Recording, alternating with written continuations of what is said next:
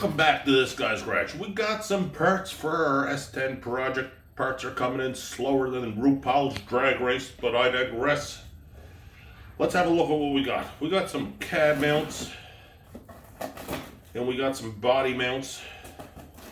I already took one cab mount in the box so I can see what I got. I'll leave that other one in the box. These are actually more important than floor pans, because if you're buying the front cab mounts, the front floor pans do not include the cab mount. These are actually more important than the cab mount. You can get away with patching the floor with some tin. You can even make these up, but they're not going to be near as solid. They're going to be flex in it. And the reason why we get these things is we want the fenders, the hood, all the parts to line up. And whatever you do in one spot, you got to do in another. So we got to... I'll open it so you can see what the difference is.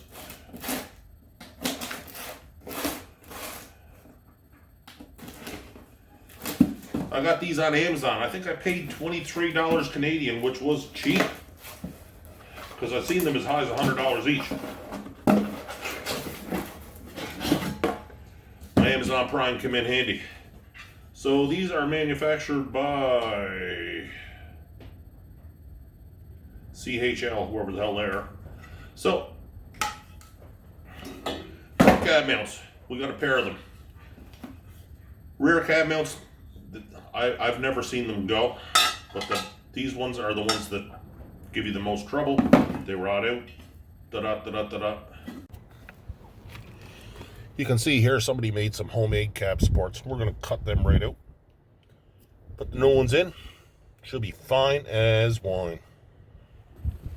But for the sake of, it's not worth your time when they're $20 to fabricate them by hand, and they're not going to be as strong anyways. They're a press component. That's better out than not. Can you smell that fart on the YouTube? I can smell it. All right, we got. And for S10s,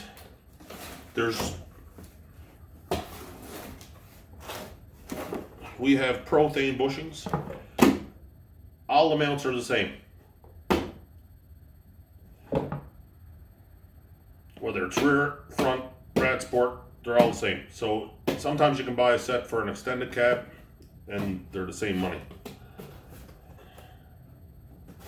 The other thing, folks, so whatever you do for one cab mount, you got to do for them all.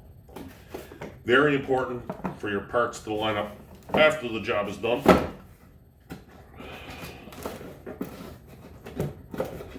And let's have a look.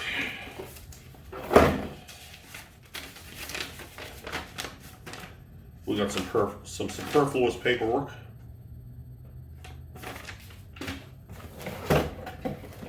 And we have mounts. I didn't opt for the red ones. I opted for the black ones.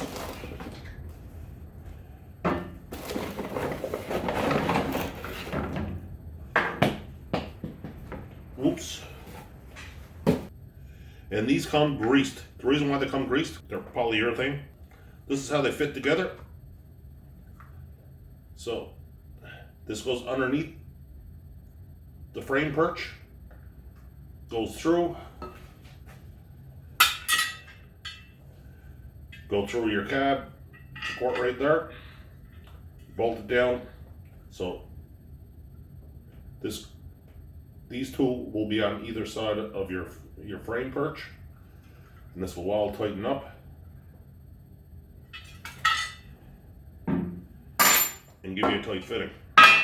So the reason why they grease these is so they don't squeak.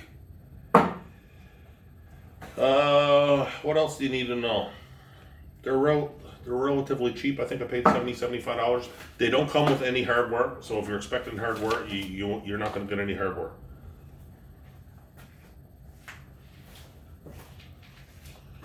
Two rad supports, 4 cab mounts for a regular cab. You'll have 6 for an extended cab, but they just go together like so.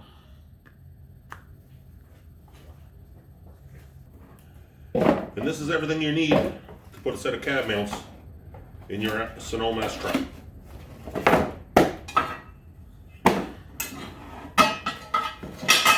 Like I say, the floor pans ain't near as important as buying your cab mounts. And once these are in, bolted down, you weld it up. Keep welding your floor in. It's never going to go anywhere. So, I'm just waiting on a few more components so I can pull this beauty in and start getting welding on it. That'll be coming up soon enough. So I hope this video helped you out. If it did, you can hit that subscribe button right there. That's the best way to help us back. You can watch another video right around here somewhere. Leaving a like, that never hurts. And until the next time, folks,